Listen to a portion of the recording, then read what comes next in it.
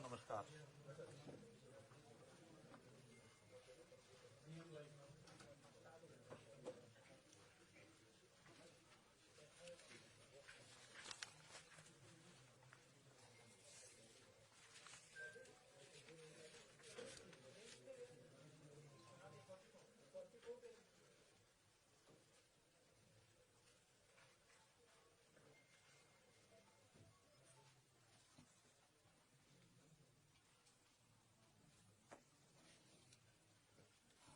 मित्रों, दो तीन छोटे छोटे विषय हैं जिसके लिए आपको बुलाया है। पहला विषय तो आज प्रधानमंत्री जी ने देश भर के सभी मुख्यमंत्रियों के साथ वीडियो कॉन्फ्रेंसिंग की है।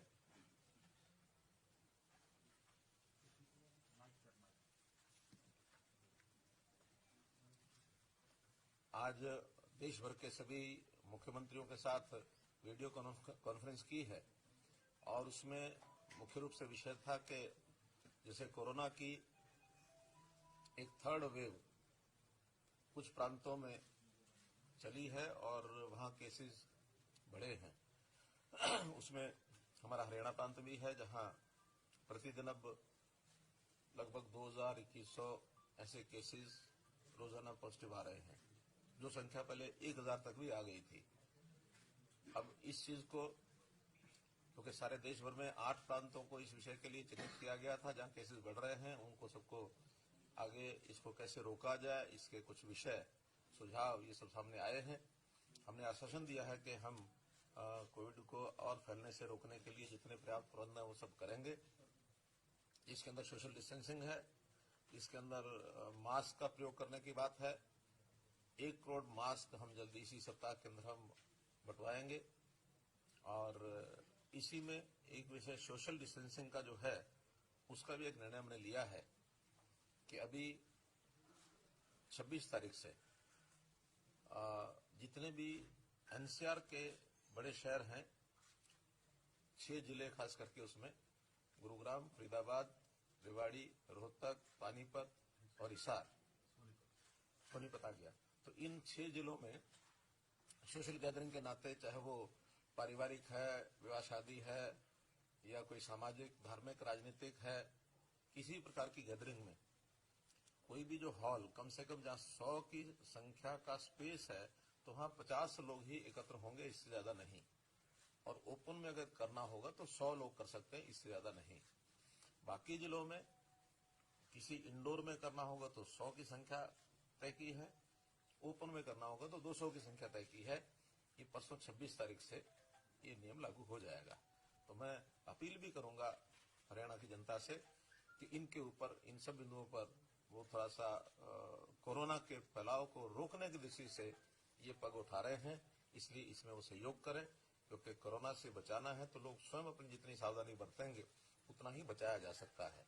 तो इस प्रकार से एक ये निर्णय हमने किए हैं। इसी में दूसरा विषय था कि वैक्सीन, जिसका भारत देश में भी 2 प्रकार की वैक्सीन का निर्माण होकर के उसका ट्रायल चल रहा है। दुनिया के कई देश भी वैक्सीन बना रहे हैं। तो हमारे ट्रायल का 3rd फेज इस समय शुरू हुआ है। बहुत जल्दी 3rd फेज समाप्ति के बाद ये आम नागरिक के लिए भी उपलब्ध हो, तो इसके लिए भी आज योजना रचना बनाने के लिए कहा है। उसके अंदर कैटेगरीज तय करेंगे कि कौन सी कैटेगरी को पहले, क्योंकि एक साथ देश में 130 करोड़ लोगों के लिए वैक्सीन उपलब्ध कराना संभव भी नहीं है। तो पहले चरण में जिनके लिए बहुत आवश्यक है, ऐसे जो हेल्थ केयर वर्कर्स हैं, ऐसे सब लोगों को पहले चरण में दी जाएगी, ताकि हेल्थ केयर वर्कर्स की इसमें से बचाव करना, उनको सुरक्षित रखना, यह पहले चरण में किया गया है। ऐसे ही दूसरे चरण में और जो पब्लिक की लाइफ की जो सर्विसेज हैं, जो आवश्यक हैं, ऐसे देश भर में इसको तय किया गया है। तीसरे में जो बाकी लोग हैं उनको आयु के अनुसार 2 चरण उसके बनाए हैं। तो 4 ऐसे कैटेगरीज बना करके और ये सारे 130 करोड़ लोगों तक वैक्सीन पहुंचे, ये एक टारगेट है। अब उसका एकदम निश्चित जो प्रोग्राम है वो बाद में दिया जाएगा कि कब तक वो वैक्सीन का ट्रायल समाप्त होगा और कब वो उपलब्ध होगी और कब से शुरू करेंगे। इसके लिए स्टेट की स्टीयरिंग कमेटी है, स्टेट टास्क फोर्स है, डिस्ट्रिक्ट टास्क फोर्स है। सुझाव तो है कि ब्लॉक तक की टास्क फोर्स बनाई जाए ताकि हर एक व्यक्ति तक उस वैक्सीन का जो इंजेक्शन है वो पहुंच सके, ये सारी फॉर्मेलिटीज पूरी करने के लिए कहा गया है। तीसरा विषय है कि जो मैं जनता से अपील करना चाहूंगा, किसानों से भी अपील करना चाहूंगा कि अभी जो किसान संगठनों ने दिल्ली कूच का जो एक आह्वान किया हुआ है, हम उसको उचित नहीं मानते हैं और उसको उचित न मानते हुए लॉ एंड ऑर्डर की स्थिति बनी रहे, इसके लिए पुलिस के द्वारा कुछ सख्त कदम उठाए जाने की योजना बनाई गई है कि वो सख्त कदम उठाए जाएंगे। और इसमें जनता से अपील ये है कि 25 और 26 तारीख कम से कम पंजाब जाने वाले जो बॉर्डर्स हैं, हरियाणा पंजाब के जो बॉर्डर्स हैं, वहां जाने की तरफ थोड़ा अवॉइड करें। जीटी रोड पर, हाईवेज पर ना आए, क्योंकि उन रोड्स के ऊपर थोड़ा सख्ती बरती जाने की योजना है। और इसी प्रकार से 26 और 27 तारीख को हरियाणा दिल्ली के जो बॉर्डर्स हैं उन पर भी जाने को अवॉइड करें, इसके बिना ही अपना काम चलाए। वहां भी उन 2 दिनों में सख्ती बरती जाने की एक योजना बनाई गई है, ताकि हम किसी प्रकार की लॉ एंड ऑर्डर की स्थिति को मेंटेन रखने के लिए हमारी पुलिस जो अलर्ट है, उस नाते से हमने ये व्यवस्था की है। और मैं किसानों को अपील करता हूं कि ये जो कुछ किसान संगठनों ने आह्वान किया हुआ है, ये इसका कोई अर्थ नहीं है, क्योंकि जो 3 कानून केंद्र सरकार ने बनाए हैं वो किसानों के हित में है। उसमें हमने घोषणा की है, बार बार की है, अब फिर मैं कर रहा हूं कि हमारे यहाँ हरियाणा में न तो हम मंडियों को डिस्टर्ब करेंगे, बल्कि पहले से मंडियां जितनी है उसको ज्यादा बढ़ाने की कोशिश करेंगे। और इसी प्रकार एमएसपी भी जो हमारे यहाँ विभिन्न फसलों की तय की गई है, चाहे वो केंद्र सरकार के द्वारा धान अथवा गेहूं जो प्रोक्योरमेंट की जाती है वो तो होगी ही होगी।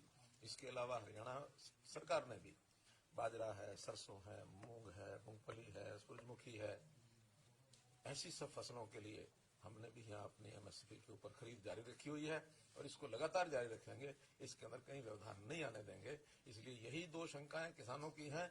उन 2 किसानों की शंकाओं को दूर करने के लिए बार बार पहले भी कहा, आज भी मैं कह रहा हूं। लेकिन क्योंकि कहीं ना कहीं एक वेस्टेड इंटरेस्ट कुछ लोगों का इस प्रकार का रहता है कि जो अपने इस वेस्टेड इंटरेस्ट को पूरा करने के लिए ऐसे समय समय पर आह्वान करते रहते हैं। इसके बाद किसान अगर मानो किसी प्रकार से हमारी अपील अगर स्वीकार करते हैं तो निश्चित रूप से किसान को इसका लाभ भी होगा और स्टेट में लॉ एंड ऑर्डर की स्थिति जो है वो भी ठीक बनी रहेगी। तो यही अपील आपके माध्यम से मैं करना चाहता हूँ। सर, इसमें कोई जिला से हिमाचल में रात का कर्फ्यू करा है और कई जिलों में जैसे पार्टली एरियाज में जो बंद करने की बात है, हरियाणा में अभी कोई जो प्रभावित एरिया आपने बताए हैं, नाइट कर्फ्यू या फिर कोई समय पे कुछ समय के लिए जैसे वहां पर कुछ टाइम के लिए बंद करने वाली बात हो ताकि मूवमेंट ना हो? ऐसा हमको लगता है कि नाइट कर्फ्यू आदि लगाने का कोई बहुत बड़ा उपयोग लगता नहीं है, क्योंकि रात को तो वैसे भी कोई इस प्रकार की गैदरिंग ज्यादा होती नहीं है। अगर होती है तो फंक्शंस में होती है, चाहे वो सोशल फंक्शंस हैं, पारिवारिक हैं, राजनीतिक हैं। इन फंक्शंस के ऊपर हमने जो थोड़ा सा किया सकती तो उससे ही काम नहीं चल सकता है। रात्रि कर्फ्यू में या हरियाणा में इस प्रकार की कोई चीज ज्यादा नहीं होती कि रात्रि को बहुत ज्यादा लोग निकलते हों। कहीं कहीं निकलने की ज्यादा जो एक स्वभाव है लोगों का, जैसे मानो गुजरात में, क्योंकि वहां मौसम इन दिनों में भी ऐसा होता है कि रात को लोग खूब बाहर निकलते हैं। उन्होंने रात्रि कर्फ्यू लगाया तो उनके इसका लाभ मिल सकता है। हमारे यहाँ हरियाणा में सर्दी के दिनों में रात्रि कर्फ्यू का कोई बहुत बड़ा लाभ नहीं है।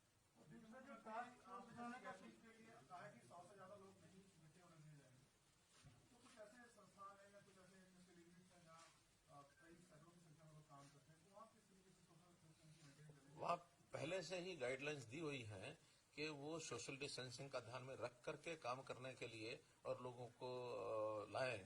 और वहां पर जो भी काम करने वाले लोग हैं वो सोशल डिस्टेंसिंग का पालन करते हैं, फिर भी उसका आग्रह करेंगे कि काम करने वाले जितने संस्थान हैं वो नियमित कार्यक्रम उनका प्रतिदिन का है, इसलिए बहुत आसान है, वो कर भी सकते हैं। कैजुअल कार्यक्रम होते हैं उसमें लोग इकट्ठे होते हैं, भीड़ होती है। जहाँ नियमित प्रतिदिन कार्यक्रम होते हैं वहां संख्या कम ज्यादा हो और सोशल डिस्टेंसिंग का, मास्क पहनने का सारा प्रावधान रखते हैं तो वो सावधानी से काम चल सकता है।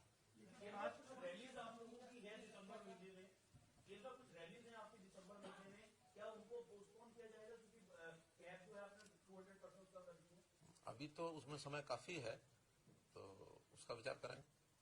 ये जो टास्क फोर्स की बात आई है सर, ये जो आज सुझाव आया है वीडियो कॉन्फ्रेंस में ब्लॉक लेवल पर टास्क फोर्स बनाई जाए, इसको लेकर हरियाणा का क्या प्लान है? अभी तो उसको शुरुआत किया है हमने। स्टेट लेवल की स्टीयरिंग कमेटी और टास्क फोर्स बना ली है। डिस्ट्रिक्ट्स में भी 22 में से 17 या 18 जिलों में बन चुकी है। ब्लॉक लेवल की अब बनेगी, क्योंकि विषय कुछ दिनों से शुरू हुआ है कि इसकी डिस्ट्रीब्यूशन वैक्सीनेशन की अभी तो कोई एकदम डेट उसकी तय नहीं है, लेकिन पूर्व तैयारियां उसकी करने के लिए कहा गया, वो हम सबको तय है। सर एक बात और है कि जैसे महाराष्ट्र में कह दिया कि दिल्ली से आने वाले सभी को जो है अपना कोविड टेस्ट करा के जाना पड़ेगा, वो भी 72 घंटे पहले।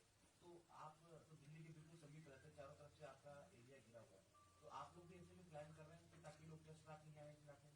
हम लोग अपने जो बॉर्डर्स हैं दिल्ली के साथ जुड़े हुए हैं, वहाँ हमारी टेस्टिंग सब चल रही है, और वो टेस्टिंग हम ये जो एंटीजन टेस्टिंग है वो सबकी होती है। उसमें जो पॉजिटिव यानी जो सिम्टोमेटिक होते हैं उनकी फिर दूसरी आरटीसीआर वो टेस्टिंग फिर बाद में उसकी रीटेस्ट कराते हैं, ताकि कोई प्रभावित व्यक्ति पॉजिटिव निकलता है तो उसको फिर अलग करते हैं। बॉर्डर्स के ऊपर हमारी सारी व्यवस्थाएं चल रही है।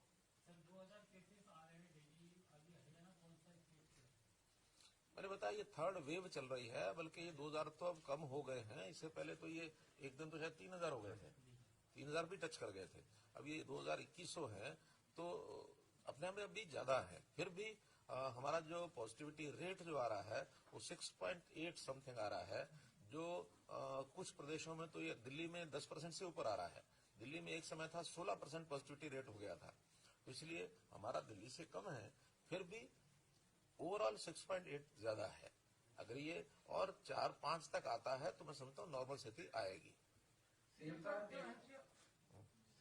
साहब एक कांग्रेस का क्वेश्चन है that is not related to Covid. Congress को आईटी डिपार्टमेंट में 100 करोड़ का जो एआईसीसी को फंड किया है, वो मध्य प्रदेश की कंपनी है, तो कांग्रेस को आईटी डिपार्टमेंट उसको इन्वेस्टिगेट कर रहा है। तो how do you feel that national iron case में पहले Gandhi is already there under the scanner of IT, now another case has come up and time now has broken this. ये पैसा हरियाणा से गया है क्या? नहीं हरियाणा से नहीं गया, ये तो कोई मध्य प्रदेश की कंपनी है, लेकिन just want to take your ये ऑल इंडिया लेवल के जो विषय होते हैं केंद्र सरकार सब पर ध्यान रखे हुए है, और वो निश्चित रूप से इसका कोई ना कोई संज्ञान लेगी केंद्र सरकार, ऐसा मेरा विश्वास है। सर एक सवाल, अभी हाल ही में जो जानकारी है कि जो लोग मास्क नहीं पहन रहे हैं उनसे सरकार को अच्छे पैसे आए हैं, क्योंकि लगभग ये माना जा रहा है कि एक जिले में 10 रुपए की दर। ऐसा कोई आंकड़ा है सर आपके पास कि मास्क न पहनने वालों को कितना चालान वसूला? ऐसा लगभग मुझे लगता है कि कोई 24-25 करोड़ रुपया इकट्ठा हुआ है। लेकिन देखिए, मास्क न पहनने वाले से जुर्माना लेने का कोई हेतु पैसा इकट्ठा करना नहीं होता है। वो तो एक डेटरेंट होता है कि लोग जो है सो थोड़ा सा भयभीत हो, मास्क जरूर पहने। हम साथ में मास्क उनको देते भी है, बांटते भी हैं, चलान भी करते हैं, साथ में उनको कहते हैं 5 मास्क लेकर जाओ, और जो चालन के साथ उनको 5 मास्क दिए जाते हैं। हमने पीडीएस दुकानों पर मास्क रखे हैं, उनको भी देते हैं। अर्बन लोकल बॉडीज के माध्यम से भी मास्क उनको देते हैं। मास्क लेने के बाद भी लोग पहनते नहीं है, इसलिए स्वभाव बने मास्क पहनने का, उसीलिए है। कोई इसका हेतु कोई चुनाव यानी कोई पैसा इकट्ठा करके कहीं लेने का ऐसा अर्थ नहीं है उसका। ये जो एनसीआर इलाकों में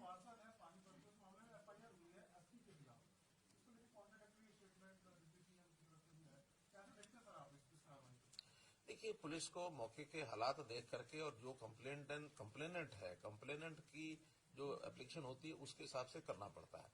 क्या ठीक है क्या गलत है, ये सब इन्वेस्टिगेशन के बाद ही आता है। अब चूंकि जो कंप्लेनेंट है उस पार्षद की बेटी जो स्वयं पार्षद है, वो पूर्व पार्षद थे, तो उनकी बेटी ने एक एप्लीकेशन दी, उसमें उन्होंने एक शंका जाहिर की है।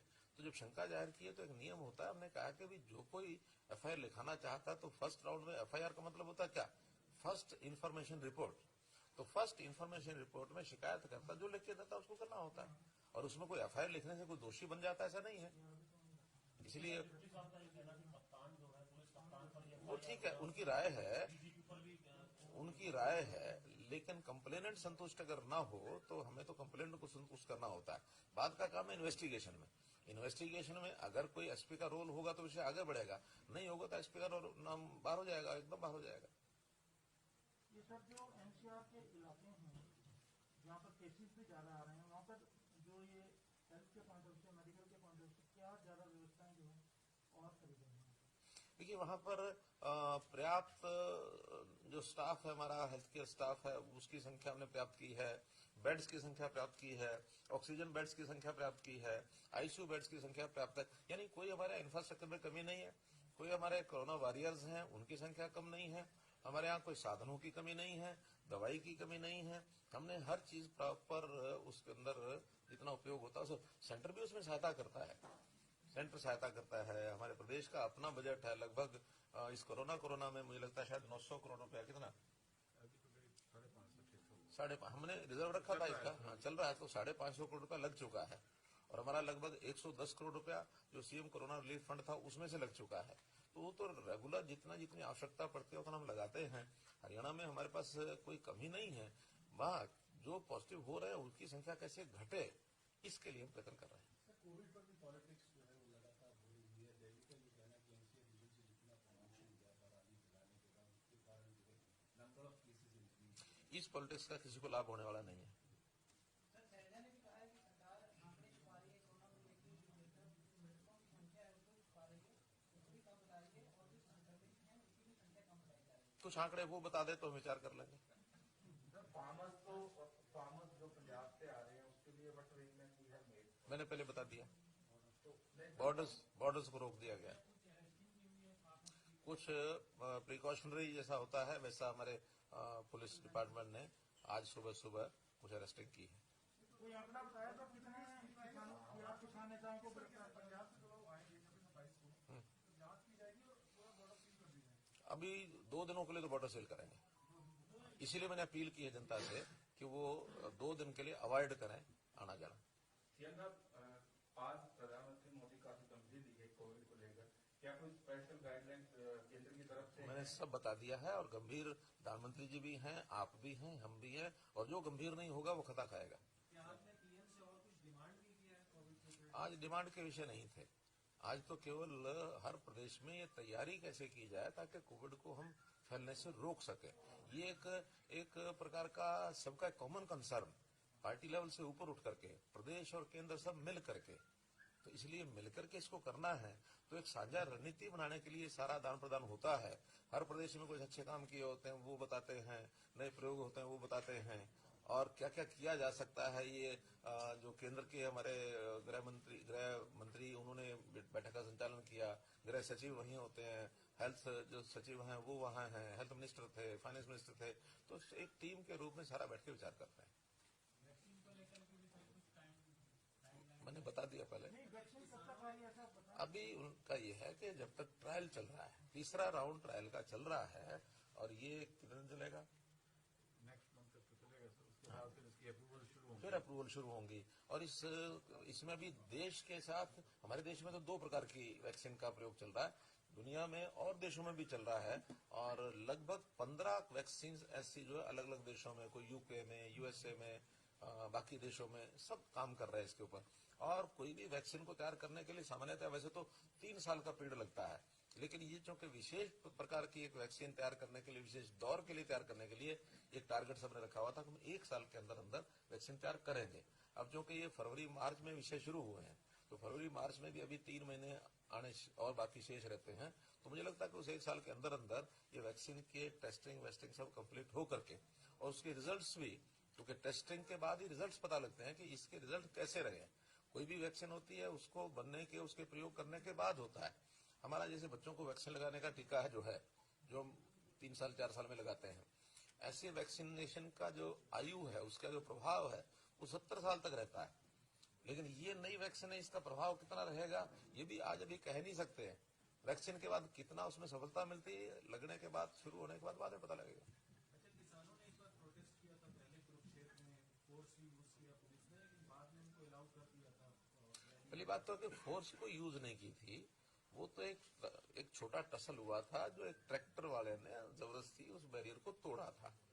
मैं बार बार स्पष्ट कर रहा हूँ कि there was no force used at that time. Issue बना लिया गया, वो इशू नहीं है, इसलिए हम कभी भी ऐसी फोर्स यूज करने के खिलाफ रहते हैं। लेकिन मौके पर निर्णय वहां जो व्यक्ति होता है, अफसर होता है, उसी को करना होता है। मान लो कोई ऐसा कोई विषय बन जाए जिसमें से उनको अपना निर्णय लेना होता तो लेते ही हैं। कोई हर चीज यहाँ से पूछना उस समय मौके पर जरूरी नहीं होता। कई बार सेल्फ डिफेंस में भी चीजें करनी पड़ती हैं, स्थिति को संभालने के लिए भी करनी पड़ती हैं। अब कोई भीड़ है, भीड़ में से मानो पत्थरबाजी कोई कर दे तो उसको रोकने के लिए पुलिस कुछ करेगी कि नहीं करेगी? ये मार खाती रहेगी। तो कुछ चीजें ऐसी होती हैं जिसको हमको बिल्कुल एक रैशनली सोचना होता है कि उस मौके पर क्या होगा। हमारा नीतिगत फैसला होता है, हम कोई फोर्स, अनावश्यक फोर्स यूज करने के खिलाफ है, नहीं करेंगे। सर, कोरोना के शुरुआती दौर में जब केंद्र सरकार और राज्य सरकारों ने लोगों को मदद करने की शुरुआत की, तो उस समय सर काफी जो है लोगों ने राशन भी लिया, लेकिन अभी हाल ही में अतिरिक्त मुख्य सचिव सीके दास जी के पास शिकायत आई कि कई जो खाद्य आपूर्ति अधिकारियों ने परिवारों की संख्या बढ़ा करके राशन में सरकार को जबरदस्त जो है नुकसान पहुंचाया, जिनकी संख्या 3 थी उनके 5 लोगों को ऐड कर दिया। इसमें कुछ जो डिपार्टमेंट के लोग हैं उन्होंने जबरदस्ती जो है लोगों की संख्या ऑटोमेटिक बढ़ा दी। तो इस संबंध में सर आपको लगता है कि उचित कार्रवाई होनी चाहिए या? देखिए, अभी तक हमारे पास ऐसी शिकायत नहीं है। केवल इतना ही है कि बहुत से परिवारों के राशन कार्ड नहीं बने हुए थे, उनके लिए अलग से हमने एक व्यवस्था बनाई थी, डिस्ट्रेस राशन टोकन। तो डिस्ट्रेस राशन टोकन के आधार पर लगभग 80,000 लोगों के नए कार्ड बने थे, वो तो बने हैं। सर एक बार सवाल नहीं सर, यमुनानगर में ऐसा मामला पकड़ में आया है कि वहाँ कुछ राशन कार्ड होल्डर जो है, डिपो होल्डर है, उन्होंने कार्ड में क्योंकि अब बंदे दिखाई नहीं देते, तो वो बंदे बढ़ा दिए हैं। वो जांच चल रही है विभाग में। और ठीक है, तो कोई एक आध केस ऐसा हुआ हो तो जांच चलेगी। और वैसे भी हम अब एक नया, आप लोगों को पहले मैंने बताया था, एक प्रोसेस हमारा शुरू हुआ, परिवार पहचान पत्र। उसमें हर एक परिवार की फिजिकल वेरिफिकेशन करके उसमें सब सदस्यों के नाम लिखे जा रहे हैं और बाद में पीडीएस के साथ उसको जोड़ा जाएगा। और अगर कहीं अभी कोई ऐसा बढ़ा दिया होगा इंटेंशनली तो पकड़ में आ जाएंगे। और अगर कोई ऐसा मान लो उसमें से किसी की डेथ हो गई, परिवार उसमें से पहचान पत्र में से, उसमें राशन कार्ड में से उसका नाम कटना चाहिए था, हो सकता है साल 6 महीने नहीं कटा होगा, ऐसी लापरवाही एक अलग विषय है। लेकिन अब इस नए सिस्टम में से जो एक्चुअल जो ऑन टाइम जिसको कहना चाहिए, ऑन रियल टाइम बेसिस पर वो सारे डाटा हमारे पास रहेंगे, उसी के हिसाब से उसमें कम ज्यादा हुआ करेंगे। थर्ड फेज की बात कही जा रही है कि थर्ड फेज आ गया, तो ऐसी स्थिति में जो हमारे हॉस्पिटल्स हैं, इक्विपमेंट्स हैं, इन तमाम चीजों के हमारे पास पर्याप्त, मैंने बता दिया, पर्याप्त है, कोई कमी नहीं। धन्यवाद। तो सर राशन कार्ड की जांच ना पुलिस स्टेट वाइज चल रही है। चलो अच्छा है, बढ़िया है।